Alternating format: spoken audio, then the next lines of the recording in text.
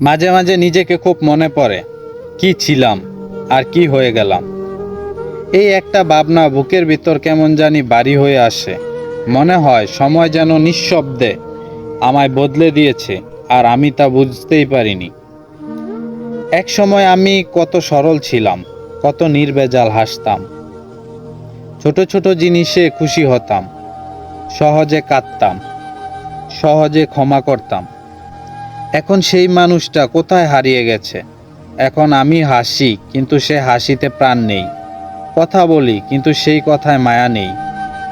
জীবন শেখায় অনেক কিছু, কেমন করে শক্ত হতে হয়, কেমন করে সহ্য করতে হয়, কিন্তু কেউ শেখায় না কেমন করে নিজের মতো করে থাকা যায়। প্রতিটি দিন হয়তো আমি বেঁচে আছি, কিন্তু সেই আমিটা অনেক আগেই মারা গেছি।